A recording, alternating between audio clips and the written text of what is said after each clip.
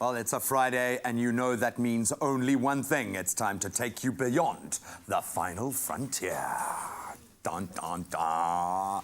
Absolutely love it, man. This is, without a doubt, one of the best parts of the show for me. Jono, always great to connect with you, especially now at the moment where we can't keep up with what is happening in space, and it's all about using asteroids in different ways now, or broaching that part of science. Now, I'll take you back to Armageddon, the 1998 film, where Bruce Willis and his team of oil drillers, they were able to explode an asteroid from the middle, and they were able to save the planet. That's no longer fiction. This is, the science is there now. How close are we? Give us an update. Well, that's a super bad idea, because all you do is create many more fragments. Yeah, exactly.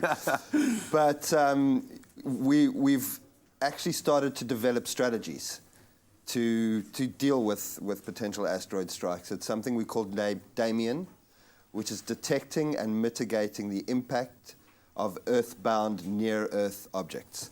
So it has nothing to do with The Exorcist or anything like that? No, and really what it is it's almost every government agency that would be involved in a disaster or pre-disaster working together to have a strategy to how to deal with these impacts.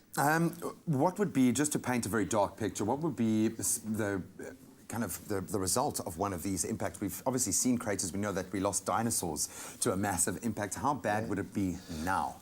Well, we have an Earthbound asteroid right now called 2014 Joe 25.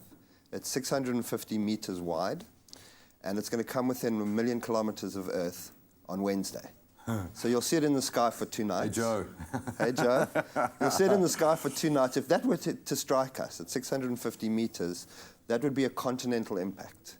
That means a whole continent would be affected.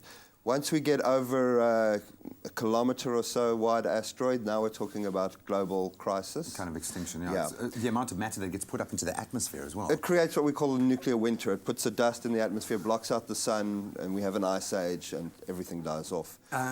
Is this a very real concern to us now? Are we looking at projects like Damien because we can or because we need to?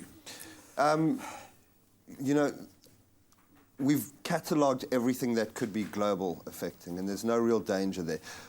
As our solar system matures, there's less chance of a really big strike. Ironically, 2 of the very biggest strikes ever in history were in South Africa. The Vredefort Dome is the biggest asteroid strike ever, and it was 2 billion years ago. And the Morokwing crater in Northwest is the 6th biggest asteroid strike ever on land, and that's 135 million years ago. And it's been 66 million years since we lost the dinosaurs in the Yucatan crater, and we haven't had a really big one for 35 million years. So we would be overdue if it was a linear scale, but it's not.